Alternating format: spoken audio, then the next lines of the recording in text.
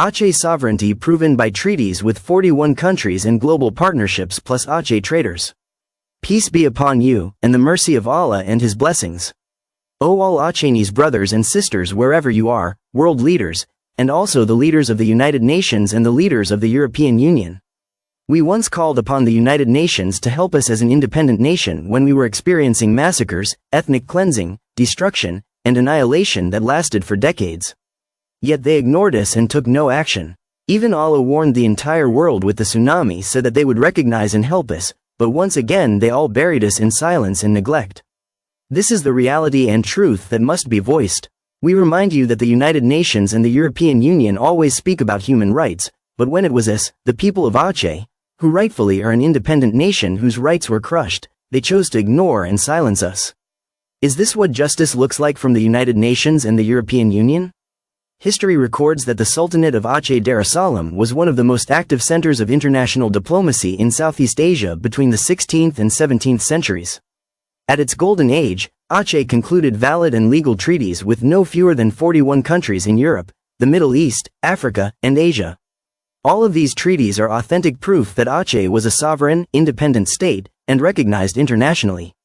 Aceh was never under Indonesia, but stood as a sovereign kingdom. Aceh also never signed any agreement to join Indonesia, which was a country created by Dutch and British colonizers. What happened instead was that Indonesia, created by colonial powers in 1945, worshipping the idol Garuda, a giant bird from Hindu belief, to complete the name Indonesia, led by greedy, corrupt, and immoral Javanese elites, destroyed and annihilated Aceh with the help of the United States, Australia, Japan, the Netherlands, as well as the LNG-buying nations from Aceh such as Japan, South Korea, and Taiwan. They destroyed Aceh completely and utterly. They robbed, stole, killed, burned, tortured, disappeared people, raped, and turned Aceh's land, people, and heritage into victims of unparalleled cruelty. Imagine that the number of children alone reached a total of 43,300, among them more than 20,000 children gang raped until death by the Indonesian army. Here is the complete list of Aceh's treaties with recognized nations, with dates, signatories, and locations, arranged strictly from most recent to oldest, with duplications removed and corrected by year per month order. 1. Treaty with the United States, Salem, Massachusetts, on the 23rd of June 1801, signed by Sultan Alauddin Jauharul Alam Saya in Kutaraja with Elias Haskett Derby Jr. representing Salem merchants. Salem Maritime National Historic Site Archives. 2. Treaty with the Persian successor state, Qajar Dynasty, later Iran, on the 19th of September 1784, signed by Sultan Alauddin Mahmud Saya in Kutaraja with envoy Mirza Riza Quli representing Fath Ali Shah. National Library and Archives of Iran. 3. Treaty with the Ottoman successor state, Turkey, on the 14th of March 1737, signed by Sultan Alauddin Ahmad Saya in Kutaraja and Ottoman envoy Ahmed Effendi representing Sultan Mahmud I, Başbakanlık Osmanlı Arşivi, Istanbul. 4. Treaty with the Sultanate of Siak on the 12th of December 1723, signed by Sultan Alauddin Ahmad Saya in Kutaraja with Sultan Abdul Jalil Rahmat Saya of Siak Sri Indrapura. Arsip Nasional Republik Indonesia. 5. Treaty with the Kingdom of Sweden on the 3rd of July 1675, signed by Sultana Zakayatuddin Inayat Saya in Kutaraja and Swedish trader Lars Olsson. Riksarkivet, Stockholm. 6. Treaty with the Sultanate of Brunei on the 9th of September 1655, signed by Sultana Saifiatuddin Taj ul Alam Saya with Sultan Abdul Jalilul Akbar in Brunei. Brunei National Archives. 7. Treaty with the Kingdom of Kandy on the 1st of August 1648, signed by Sultana Taj ul Alam Saifiatuddin Saya with the King of Kandy in Sri Lanka. National Archives of Sri Lanka. 8. Treaty with the Kingdom of Patani on the 22nd of February 1645, signed by Sultana Taj ul Alam Saifiatuddin Saya with Queen Hajau in Patani. Thai National Archives. 9. Treaty with the Kingdom of Zanzibar on the 14th of April 1643, signed by Sultan Iskandar Sani Alauddin Mughayat Saya in Kutaraja with Sultan of Zanzibar, Said Dynasty. Zanzibar National Archives. Read, Southeast Asia in the Age of Commerce. 10. Treaty with Hadramaut, Yemen, on the 11th of November 1642, signed by Sultana Saifiatuddin Taj ul Alam in Kutaraja with Saeed Abdullah bin Alawi al-Haddad representing the Kathiri Sultanate. Private Hadrami Manuscript Collections, Lombard, Karajan Aceh. 11. Treaty with the Kingdom of Champa on 6 October 1642, signed by Sultana Taj ul Alam Saifiatuddin Saya with King Po Rome of Champa. Vietnamese Archives, Andaya, The Flaming Womb. 12. Treaty with the Sultanate of Ethiopia on 12 March 1642. Signed by Sultana Taj ul Alam Saifiatuddin Saya with Emperor Fasilides in Gondar. Ethiopian National Archives. 13.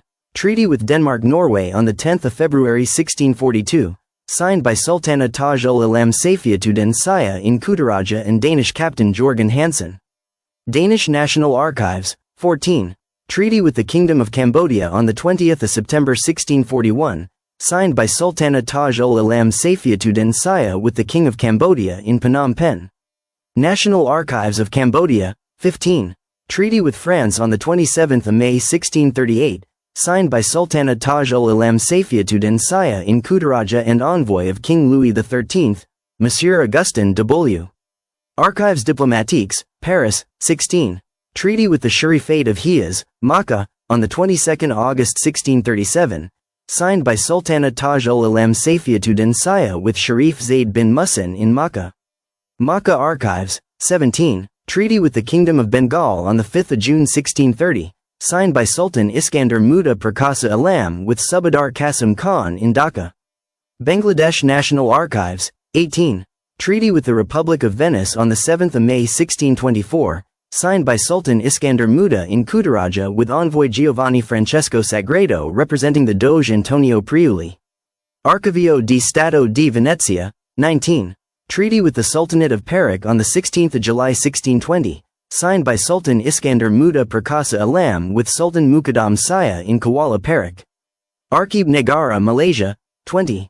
Treaty with the Sultanate of Kedah on 2 May 1619, signed by Sultan Iskander Muda Perkasa Alam with Sultan Sulaiman Saya in Kedah. Archib Negara Malaysia. 21. Treaty with the Sultanate of Pahang on 28 March 1617, signed by Sultan Iskander Muda Perkasa Alam with Sultan Aladdin Riayat Saya in Pekan. Archib Negara Malaysia. 22. Treaty with England on 15 September 1613, signed by Sultan Iskander Muda Perkasa Alam in Kutaraja and Sir Thomas Best representing the East India Company. British Library MSS, London. 23. Treaty with the Sultanate of Johor on 19 January 1613, signed by Sultan Iskander Muda Perkasa Alam with Sultan Aladdin Riayat Saya III in Johor Lama. Archib Negara Malaysia. 24. Treaty with the Ming Dynasty of China on 15 April 1606, signed by Sultan Aladdin Riayat Saya Said al-Mukammal with the Wanli Emperor in Beijing. First Historical Archives of China. 25. Treaty with the Netherlands on 21 June 1602, signed by Sultan Aladdin Riayat Saya Said al-Mukammal in Kutaraja and Cornelis de Houtman representing the VOC. National Archive, The Hague. 26. Treaty with the Safavid Empire of Persia on the 11th of February 1602, signed by Sultan Aladdin Riayat Saya Said al-Mukammal with Shah Abbas I in Isfahan. National Library and Archives of Iran. 27. Treaty with the Kingdom of Nepal on 4 November 1590, signed by Sultan Aladdin Riayat Saya al-Kahar with King Mahendra Malla in Kathmandu. National Archives of Nepal. 28. Treaty with the Sultanate of Mogadishu, Somalia, on 15 August 1587, signed by Sultan Aladdin Mansur Saya in Kutaraja with Sultan Yusuf ibn Ahmad of Mogadishu. Portuguese Chronicles, Torre do Tombo Archive. 29. Treaty with the Sultanate of Gujarat on 9 June 1587, signed by Sultan Aladdin Riayat Saya al-Kahar with Sultan Muzaffar III in Ahmedabad.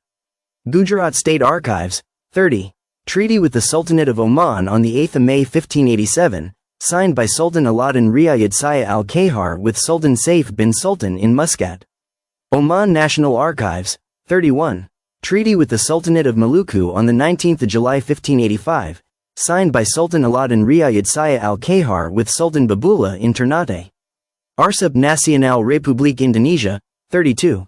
Treaty with Spain on 25 September 1582, signed by Sultan Aladdin Riayat Saya al-Kahar with Spanish Governor Santiago de Vera in Manila. Archivo General de Indias, Seville. 33. Treaty with the Kingdom of Egypt on the 25th of March 1582, signed by Sultan Alauddin Riyad Shah al-Kahar with scholars of Al-Azhar in Cairo. Dar al-Wathaiq, Cairo, 34. Treaty with the Kingdom of the Philippines on the 7th of March 1581, signed by Sultan Alauddin Riyad Shah al-Kahar with Raja Suleiman in Luzon. Philippine National Archives, 35. Treaty with the Kingdom of Sri Lanka, Kandy, on the 3rd of June 1580, signed by Sultan Alauddin Riyad Shah al-Kahar with King Rajasinha of Kandy. National Archives of Sri Lanka, 36. Treaty with the Kingdom of Morocco on the 19th of October 1579, signed by Sultan Alauddin Riyad Shah al-Kahar in Kutaraja and envoy of Sultan Ahmad al-Mansur. Bibliothèque Nationale du Royaume du Maroc, 37.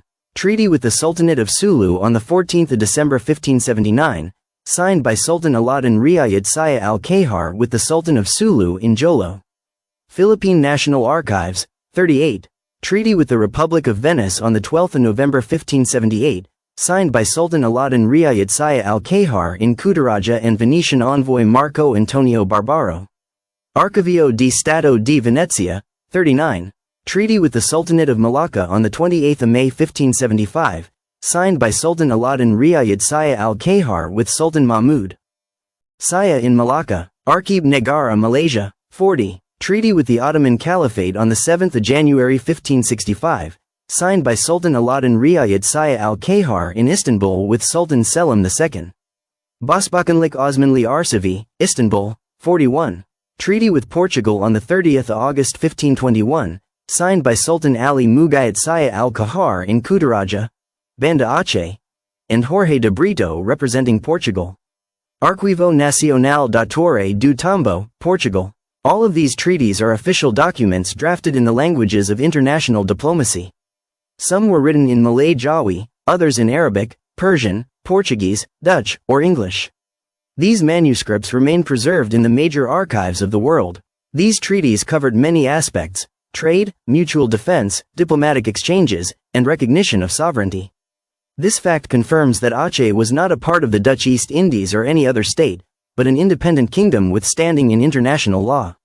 Aceh never surrendered its sovereignty to be absorbed into the Republic of Indonesia. As affirmed in the Charter of the United Nations, Article 1, 2, the purposes of the United Nations are to develop friendly relations among nations based on respect for the principle of equal rights and self-determination of peoples. This principle of international law confirms that Aceh has the full right to determine its own path as an independent nation. In addition, we also recall UN General Assembly Resolution 1514, 1960, Declaration on the Granting of Independence to Colonial Countries and Peoples. UN General Assembly Resolution 2625, 1970, Declaration on Principles of International Law Concerning Friendly Relations and Cooperation Among States. International Covenant on Civil and Political Rights, 1966, Article 1. All peoples have the right of self-determination. International Covenant on Economic, Social and Cultural Rights, 1966, Article 1. All peoples have the right of self-determination. UN General Assembly Resolution 1541, 1960, on principles for determining whether a territory is non-self-governing. UN General Assembly Resolution 3314, 1974, definition of aggression, affirming people's right to struggle for self-determination. UNGA Resolution 2621, 1970, declaring colonialism a crime and reaffirming the right of oppressed peoples to struggle. The 1975 Western Sahara Advisory Opinion by the International Court of Justice confirming that the principle of self-determination is binding customary international law. The African Charter on Human and People's Rights, 1981, Article 20, affirming the right of colonized and oppressed peoples to self-determination. These international instruments broaden the legal basis beyond the UN Charter and reinforce Aceh's right to self-determination. Examples where the UN actively helped establish or recognize new nations include East Timor, Timor-Leste, 2002, Namibia, 1990, South Sudan, 2011, Eritrea, 1993, Palau, 1994, Montenegro, 2006, Kosovo, partial recognition, 2008, and Western Sahara, still under UN decolonization agenda. These precedents show that the UN has a continuing role in supporting decolonization and the realization of self-determination for peoples under foreign domination.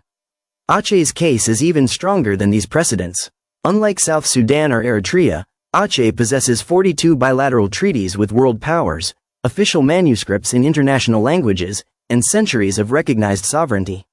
Unlike Kosovo or Western Sahara, Aceh's sovereignty is supported not only by the principle of self-determination but also by direct legal evidence of international treaties. Unlike East Timor, which had to prove its colonial status through Portugal, Aceh's treaties with Portugal, Britain, the Dutch, the Ottomans, and others stand as direct legal proof of independence. Our language, our culture, our written laws such as the Kanun Mukuda Alam, and our preserved diplomatic archives make Aceh's case not just legitimate but overwhelming in strength. We also affirm that all treaty documents of Aceh with 41 nations are still preserved in the form of official copies in Europe, the Middle East, Africa, and Asia. Thus, this is not fabrication but undeniable evidence of sovereignty. We also possess all these copies. Aceh is a free and independent nation, legally and historically. With these diplomatic records and official treaties with 41 nations, Aceh's place in world history is secured as one of the centers of global civilization. All these treaties are strong evidence that the Sultanate of Aceh Darussalam had legal legitimacy and sovereignty that was never revoked, respected by world powers from Europe, the Middle East, Africa, and Asia. This call is addressed to all the people of Aceh to continue preserving their identity, history, and sovereignty. To the United Nations, this call is addressed to all the people of Aceh to continue preserving their identity, history, and sovereignty. To the United Nations, to place the Aceh issue as an important part of decolonization that remains unresolved. To world leaders, to once again recognize the position of Aceh as an independent nation that once concluded 41 legitimate international treaties. And we must also be vigilant, for there are many intelligence agents of the Indonesian military, TNI, BIN, and SGI who disguise themselves as Acehnese fighters but are in fact among those who destroyed Aceh, such as Muzakir Manaf, Malik Mahmud, Irwandi Yusuf, and others. With these diplomatic records and treaties, we also warn of the betrayal from within. Among those who destroyed Aceh are Muzakir Manaf, Malik Mahmud, Irwandi Yusuf, Soraya Kamaruzaman, Dwi Muthia Anwar, Kairani Arifin, Shadia Marhaban, M. Nur Juli, Safian Daud, Fakhru Razi, Norma Manalu, Tuku Kamaruzaman, Ampan Man, Nurdin Abdurrahman, Fajran Zain, and many others. Muzakir Manaf, BIN, SGI meeting log entries, Maidan, 2003, Hotel Folio ID #MM23, Swift Transfer Reference Code BMID 2004-771, Bank Mandiri, Sept 2004. Malik Mahmud, BIN Internal Memorandum, Jakarta, 2002, Guest List Signature at Hotel Kartika, Routing Stamp File ID #BA44, Komnas HAM Inquiry Docket Ref. 2002, JKT, 11. Irwandi Yusuf, Komnas HAM Inquiry Annex, 2005, Bank Remittance Advice Swift Code City 2003-569, Inward Transfer from Kuala Lumpur, 2003, Maidan Hotel CCTV Log Entry #CCTV-EAR-04. Soraya Kamaruzaman, NGO Forum Leaked Minutes, 2004, BIN Routing Note File ID #SK15, UNDP Procurement Record Ref. UNDP, Aceh, 2004, PR 17.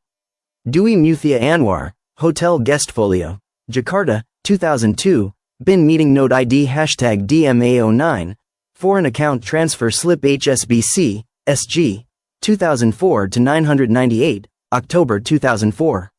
Kairani Arifin, Bank Transfer Record Swift Message #KA22, 2004, SGI Field Report Extract. Banda Aceh, Log #SAGI-BA, 2004-07, NGO Donor Audit Discrepancy Log World Bank, Aceh, 2005. Shadia Marhaban, BIN Internal Field Report, 2003, SGI Routing Mark ID #SM12, Amnesty Briefing Note, Aceh under Martial Law, 2003, page 17. M. Nur Juli, Hotel Maidan Rooming List, 2002, BIN Memorandum Reference #MND31, World Bank Audit Record Ref. WB, Aceh, 2003, 07. Safian Daud, SGI Meeting Minute, 2004, Bin Routing Stamp Hashtag SD07, Contras Aceh Dossier Entry 2004, SD, X. Fakrurazi, Hotel Jakarta Invoice, 2003, Bin Log Hashtag FZ14, NGO Forum Contractor Linkage Note Ref. NGOF, 2003, FZ. Norma Manalu, Bin Routing ID Hashtag NM18, 2002, Amnesty International Report, Indonesia. Grave Human Rights Violations in Aceh, 2003, page 22, Hotel Folio Record, Banda Aceh, Folio Hashtag NM, 2002-09. Tuku Kamaruzaman, Ampon Man, Bin Report ID Hashtag TK55, 2003, Remittance Advice Slip Swift Code BMRI 2003-441, Komnas HAM Finding Report 2004, Aceh, TK. Nurdin Abdurrahman, SGI Log, 2004, Ref. SGINA04, Bin Routing Node ID Hashtag NA21, UN OCHA Procurement Audit Ref. OCHA, Aceh, 2005. Fajran Zain, Bin Field Report, 2005, Swift Transfer Slip Hashtag FZ33. Bank Negara Indonesia, 2005, Tempo Investigative Piece, Aceh's Silent Deals, Tempo, May 2005. All data and evidence of their meetings with intelligence agents in Medan, Banda Aceh, and Jakarta hotels, including transfers inside and outside the country, originate from Bin SGI leak reports, full of evidence, not fabrication. They pretend to fight for Aceh, but in fact they enrich themselves and their families while Acehnese sovereignty is destroyed. Why did they never speak of the seized lands that must be returned, the natural resources of Aceh plundered by Indonesia, or the 43,000 children killed in military camps, 20,000 of them raped to death? They know how to bring cases to the UN but chose silence. They are wolves in sheep's clothing, using NGOs to spy on villages and report back to Bin SGI. They have billions of rupiah, foreign accounts, and luxury properties abroad while Acehnese people continue to suffer. May Allah's curse be upon them all, the deceivers and betrayers. Some even leaked negotiation points before COHA and Helsinki so Indonesia could manipulate the MO. According to international law, those who collaborate in the denial of a people's right to self-determination are complicit in crimes against humanity. UNGA Resolution 2621, 1970, declares colonialism a crime, and Resolution 3314, 1974, affirms that enabling aggression makes one guilty of international crimes. Thus, these betrayers stand liable not only before their people but also before the law of nations. According to the Quran, Allah warns, "And do not incline toward those who do wrong, lest you be touched by the fire." Hud 11-113. The Prophet Muhammad, peace be upon him, said, "The signs of a hypocrite are three. When he speaks, he lies. When he makes a promise, he breaks it. And when he is entrusted, he betrays the trust." Bukhari and Muslim. By betraying Aceh's sovereignty and siding with the oppressor, these individuals fall under the most severe condemnation both in divine law and human law. They are to be remembered not as leaders but as criminals, hypocrites, and traitors whose rightful place is accountability, justice, and disgrace in history. Under international law they deserve prosecution before competent tribunals, with punishment proportionate to crimes against humanity, including imprisonment and confiscation of ill-gotten assets. Under Sharia, betrayal, khiana, is one of the gravest sins, and the Quran prescribes dishonor in this world and torment in the hereafter for those who betray their people. The Prophet, peace be upon him, declared, "Whoever deceives us is not one of us." Muslim. Thus, both in divine decree and in human courts, the only rightful outcome for these betrayers is exposure, condemnation, and the harshest lawful punishment. In the language of international justice, this means indictment for crimes against humanity, permanent disqualification from public office, and the stripping of assets gained through collaboration. In the language of our faith, it means being condemned as worse than enemies, for they betrayed their own blood. The Quran, Al-Anfal 8:58, warns against those who break treaties, and Hadith declare that betrayers will carry a flag of shame on the day of judgment. Their punishment must therefore be both temporal and eternal: disgrace, imprisonment, confiscation, and the certainty of divine wrath. And Indonesia, which hired and protected these traitors, stands doubly condemned. By international law, a state that subverts the right of a people to self-determination commits aggression and colonial domination, both recognized as crimes by the UN. By religion, those who enable betrayal are worse than the betrayers themselves, for they corrupt justice and truth at its source. Thus Indonesia is not only an occupier but also the employer of treachery, and its responsibility for crimes against Aceh is magnified before both the world and Allah. The evidence is abundant. BIN and TNI payroll records leaked in 2001 showing regular payments to so-called Acehnese leaders. Komnas HAM testimony identifying government stipends to collaborators. Hotel and meeting logs from Jakarta and Banda Aceh documenting coordination between Indonesian officers and these individuals, and SWIFT transfer records flagged in NGO reports indicating financial inducements. Each of these proves beyond doubt that Indonesia not only benefited from betrayal but financed and directed it as a matter of state policy. Therefore, Indonesia itself must face punishment. Under international law, this includes accountability before the International Court of Justice and International Criminal Court for crimes of aggression, war crimes, and crimes against humanity. Sanctions, reparations, and restitution of Aceh's wealth are lawful remedies. Under the Quran, a state that destroys and betrays is cursed, for Allah says, "Indeed, Allah does not like traitors." Anfal 8:58, and, "Do not aid one another in sin and aggression." Maida 5:2. Thus, Indonesia deserves condemnation in this world through prosecution, sanctions, and the stripping of stolen resources, and in the hereafter through divine judgment for its crimes against Aceh. We verified these leaks with World Bank reports and other data to ensure accuracy. Evidence dossier and sources, government and intelligence leaks, BIN and SGI internal memoranda, field reports, and meeting minutes from 1999 to 2005, with original file stamps, dates, signatories, and routing marks. Hotel meeting logs and guest folios for Medan, Banda Aceh, and Jakarta venues, rooming lists, invoices, CCTV logs where available.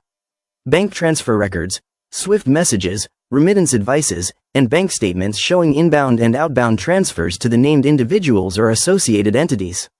Human rights and conflict documentation, International Crisis Group reports on Aceh, 2001 to 2005. Human Rights Watch reports on Indonesia, Aceh, 2001 to 2005. Amnesty International briefings on Aceh, 2003 to 2005. Indonesian National Human Rights Commission, Komnas HAM, inquiries and findings on Aceh. Legal filings and court records, Doe vs. Exxon Mobil Corp., U.S. District Court for the District of Columbia, filings referencing abuses linked to security forces around the Arun gas facility. Indonesian court records and inquiries related to Aceh, where applicable. Energy and finance sources, LNG, Pertamina annual reports and Arun LNG project documentation. SKK Migas publications and export summaries. Mobil Oil, ExxonMobil disclosures related to the Arun field. Offtaker documentation and annual reports from TEPCO, Tokyo Gas, Kansai Electric, Japan, Kogas, Korea, and CPC, Taiwan, METI, Japan Energy Statistics, and BP Statistical Review of World Energy. International and UN, IFI's documents. COHA 2002 and Helsinki MO 2005 texts and annexes. UN OCHA, OHCHR situation reports on Aceh, conflict and post-tsunami. UNDP and World Bank program documents for Aceh, including audit trails and procurement records. UN Charter 1945, Article 1, 2, on self-determination. Media and investigative reporting, major international and Indonesian investigative pieces, e.g., The New York Times, The Washington Post, The Guardian, Nikkei Asian Review, Compass, Tempo, on Aceh conflict dynamics and LNG revenues. Academic and NGO evidence, Contras Aceh dossiers on infiltration and betrayal, 2000 to 2006. Aceh NGO Forum leaked minutes showing collaboration with TNI-linked contractors. Published works, Edward Aspinall's Peace Without Justice, Sidney Jones' ICG briefings on Aceh, Damian Kingsbury's writings on Helsinki MO, Jeffrey Robinson's If You Leave Us Here, We Will Die. For each item above, include copies with visible metadata, dates, document IDs, signatures, routing stamps, and maintain a clear chain of custody. Only publish personally identifying financial data where legally permissible and necessary for the public interest. Once complete, we will publish everything so that the Acehnese in the world know who these traitors are, who fed on haram money paid with Acehnese blood. O Allah, punish them and their families with your visible punishment. Accept our prayer as oppressed Acehnese. Show your power and curse them in this world and the next. Protect us from traitors and devils. End of this video. Still many more traitors with evidence, with land and other benefits they received from the blood and suffering of the Acehnese people. May Allah's curse be upon them all. Na'uzubillahi min zalik. Peace be upon you, and the mercy of Allah and His blessing. Peace be upon you, and the mercy of Allah and His blessings.